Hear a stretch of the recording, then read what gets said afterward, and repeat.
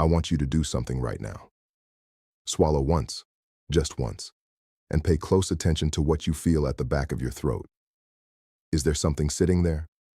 A thickness? A coating that refuses to clear no matter how many times you try this morning? Now think carefully about this. You have probably been clearing your throat dozens of times every single day. And if I asked you exactly when it started, you likely could not give me a precise answer. It crept up on you slowly, silently. First it was just mornings. Then it became all day. And now it has simply become part of your life. You carry water everywhere. You avoid certain foods. You have tried every home remedy your neighbors, your relatives, and the internet could suggest. And yet here you are. Here is what I need you to hear clearly. That mucus is not random. It is not simply the inevitable toll of aging. Your body does not do things without reason. Every persistent symptom is a communication, something specific and meaningful. The question is whether you know how to listen. Today, I am going to teach you how. Because in my years in preventive health and senior wellness, I have seen this symptom, persistent throat mucus, misunderstood and mismanaged more than almost any other. People are handed lozenges, told to drink more water, and dismissed. The actual cause underneath everything is never addressed. Today, we change that.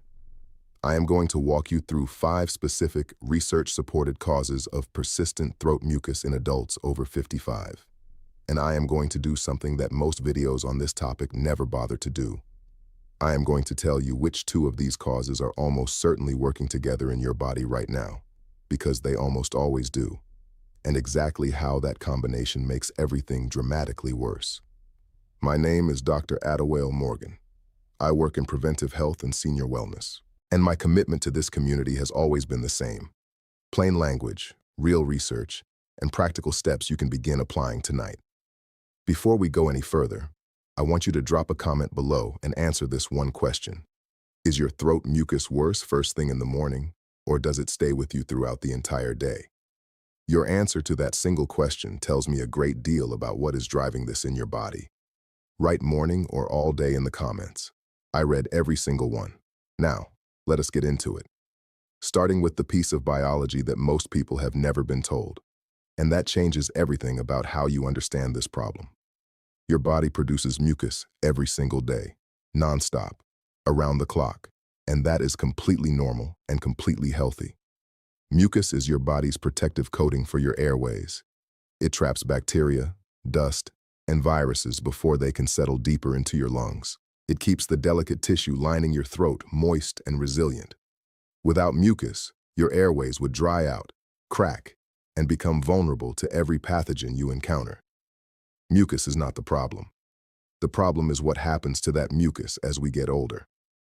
Here is something research confirms clearly, but that most people are never told by their doctors. There is a system in your body called mucociliary clearance. Your airways are lined with millions of microscopic hair-like structures called cilia. Their job, performed millions of times a day without you ever noticing, is to sweep mucus upward and outward, keeping it thin and moving so it never accumulates. In a younger adult, this system is efficient. Mucus gets produced and cleared almost instantly, but as we age, these cilia slow down and beat less frequently. Mucus that would have been swept clear in seconds at age 40 can pool and accumulate for hours at age 65 or 70. What this means practically is that any factor pushing your body toward excess mucus production will hit harder and last longer in an older adult than in a younger person. That is not a complaint about aging. It is simply the physiology, and understanding it is the foundation of everything we are going to discuss today. So with that context firmly established, here are the 5 causes. Listen carefully, because I am going to tell you which ones tend to stack on top of each other and compound the problem significantly. The first cause is the one I want you to pay the closest attention to, because research consistently identifies it as the most frequently missed explanation for persistent throat mucus in this age group. It is called laryngopharyngeal reflux. You may have never heard that term. Let me break it down in plain language. Most people are familiar with heartburn, that burning sensation in the chest after a heavy meal, classic acid reflux, But there is a quieter, far more deceptive version of this condition. One with no chest burning, no obvious digestive discomfort whatsoever, just a throat that will not settle down. Here is what is happening. At the junction where your esophagus meets your stomach, there is a muscular ring, a valve. Its only job is to remain closed after you eat, keeping stomach acid locked exactly where it belongs. As we age, this valve gradually loses tone, like a rubber band stretched one too many times. And when it fails to close completely, stomach acid travels upward, not just into the esophagus, but all the way up into the throat, the voice box, and sometimes even the nasal passages. Now here is the biological detail that makes this so significant. The tissues of your throat are not equipped to handle acid the way your esophagus is.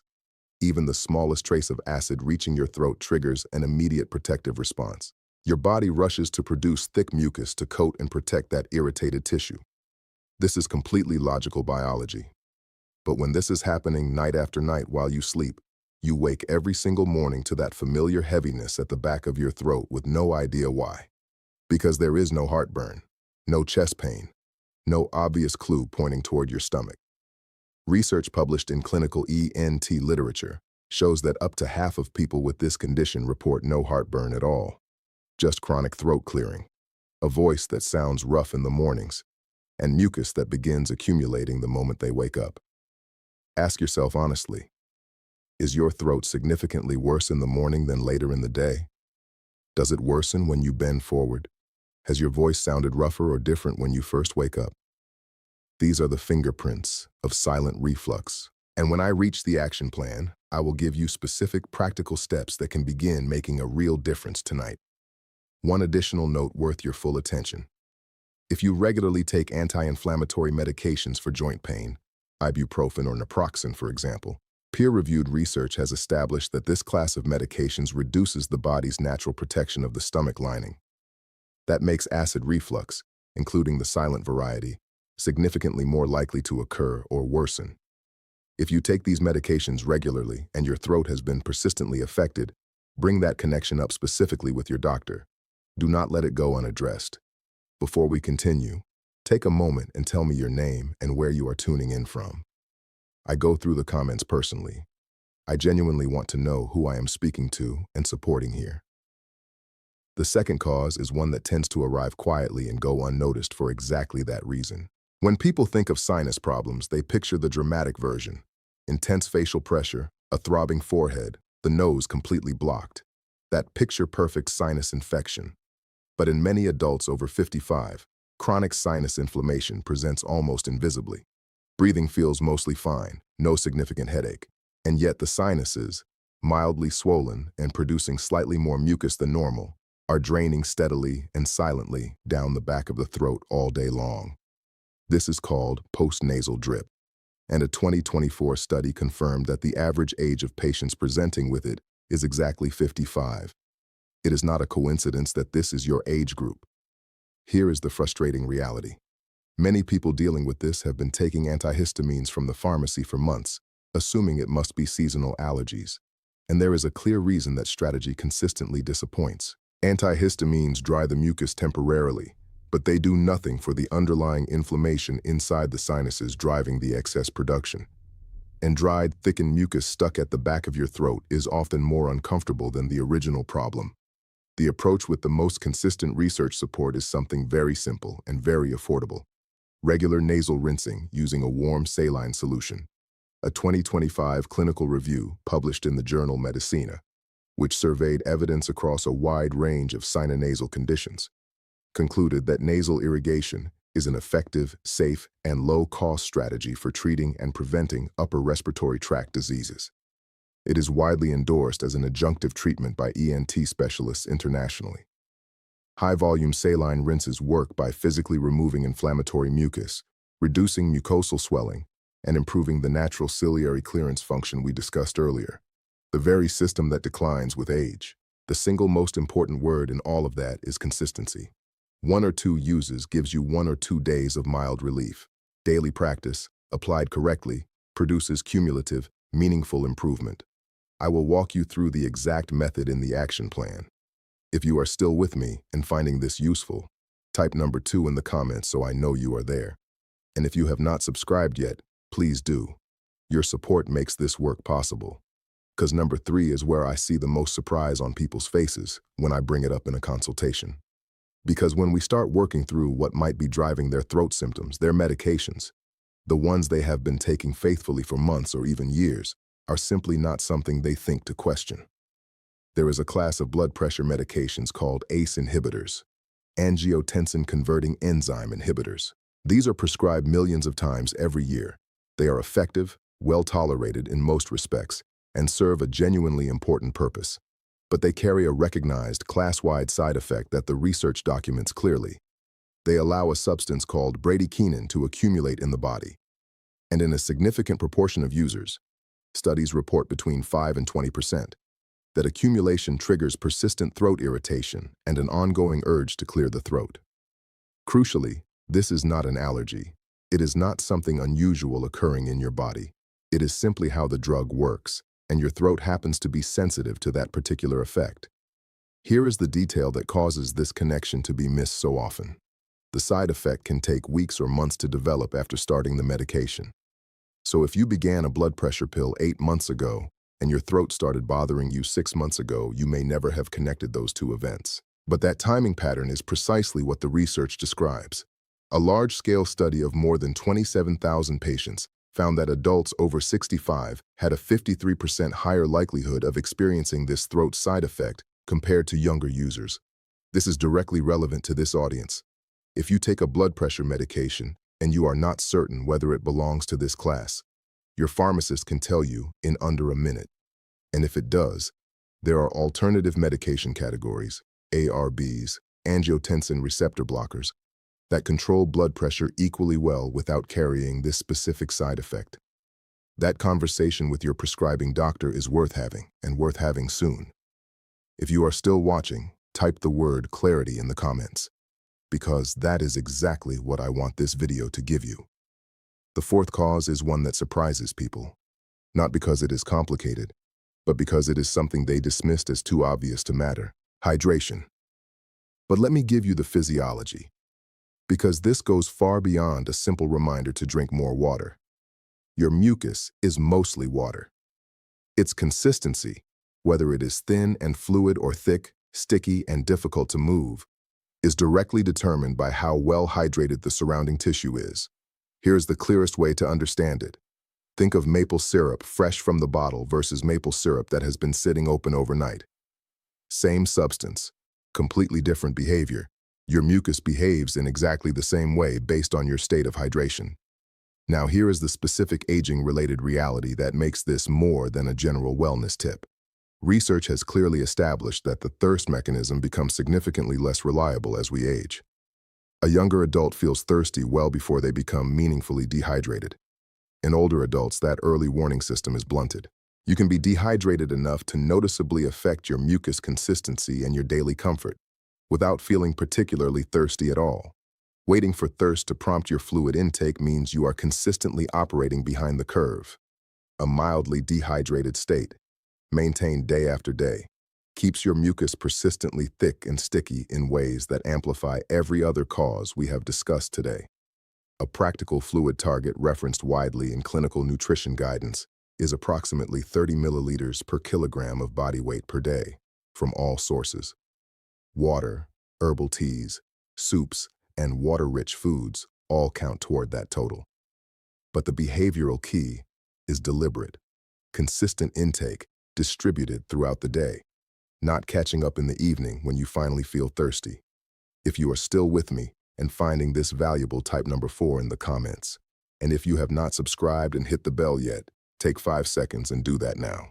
The fifth cause is one that rarely gets discussed in videos like this one, and I consider that a significant gap in what is being communicated to this age group.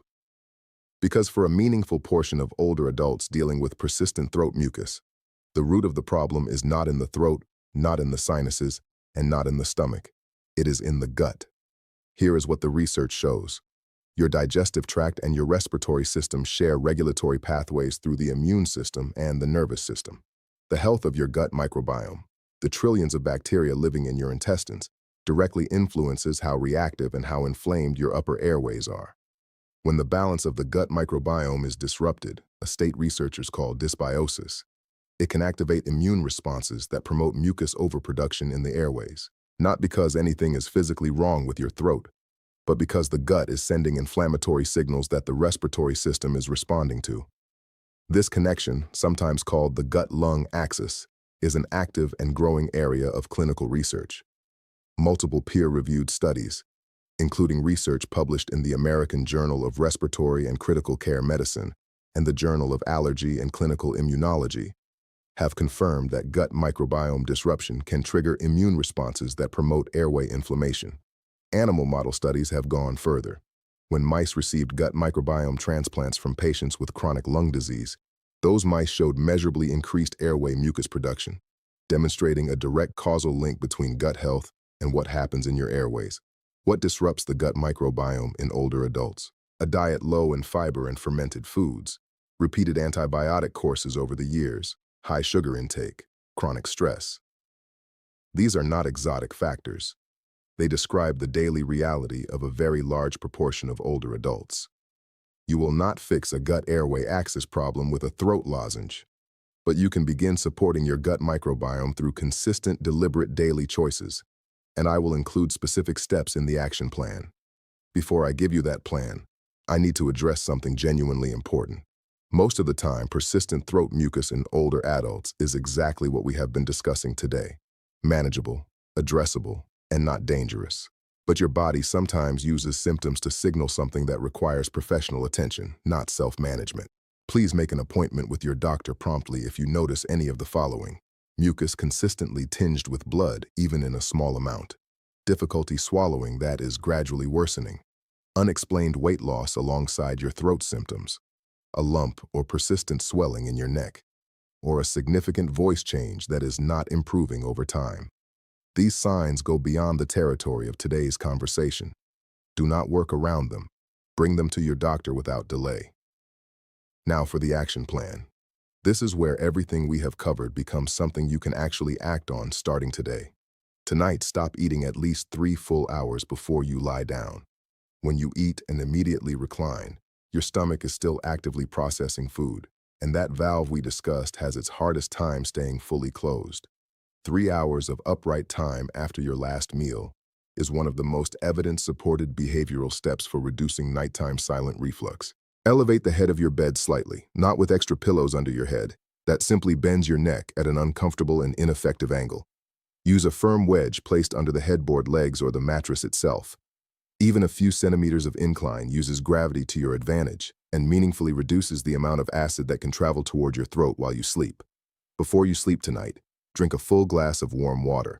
This single action supports overnight hydration and helps keep your mucus thinner, so that morning accumulation is less severe when you wake. Tomorrow morning, before coffee and before breakfast, drink 1 to 2 glasses of plain warm water. This one habit costs you nothing. It immediately begins rehydrating your body and loosening the overnight accumulation of mucus before it has a chance to define your entire morning. It is consistently one of the most impactful behavioral changes people report making. This week, get a nasal rinsing device from your pharmacy, a neti pot, or a squeeze-style bottle. Use water that has been boiled and cooled to a comfortably warm temperature, not straight tap water. Add a small pinch of plain salt and, optionally, a very small pinch of bicarbonate of soda, which may help thin mucus by gently neutralizing nasal acidity. Use it once daily, preferably in the morning. Give it 2 full weeks of consistent daily practice before you assess whether it is helping.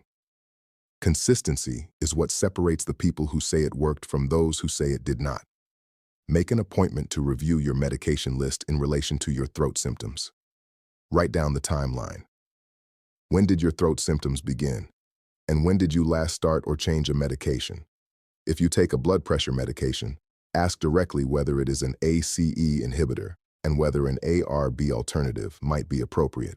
Be direct. Your doctor works best when you bring precise information. To begin supporting your gut-airway connection, add 1 small daily serving of a fermented food to your routine. Plain yogurt with live cultures, kefir, a small portion of kimchi or sauerkraut. These choices begin to diversify and support the gut microbiome in ways that research links to reduced airway inflammation over time.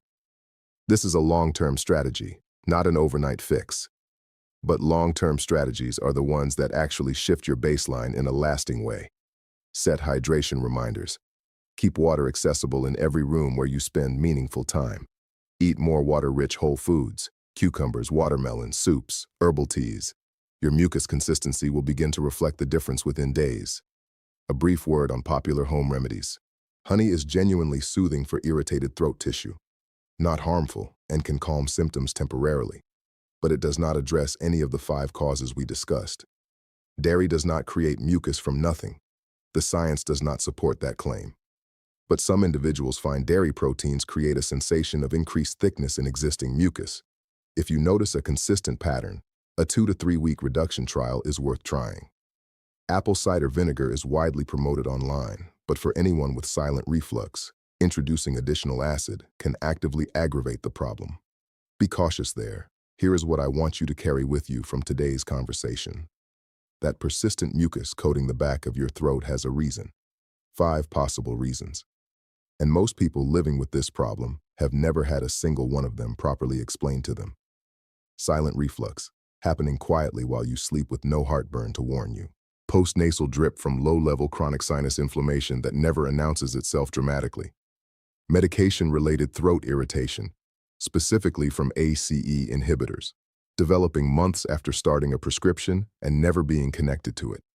Chronic mild dehydration, running just below the threshold that triggers obvious thirst. And gut microbiome disruption sending inflammatory signals that your airways are directly responding to. None of these require you to accept a life of constant throat clearing. Each one has a practical, evidence-grounded response. And none of the first steps require a prescription or specialist. They require knowledge, consistency, and a decision to treat your symptoms as a signal worth responding to, not a nuisance to manage around. If anyone has ever told you this is simply what getting older looks like, I want today to give you a different and more empowering perspective. You are not just aging. You are dealing with specific, identifiable, addressable physiology, and you deserve to understand it clearly and act on it. Make sure you are subscribed and have notifications turned on. I have a video coming very soon on exactly how gut health connects to the chronic inflammation patterns that drive some of the most common complaints I hear from adults in this age group. That is a conversation you will not want to miss.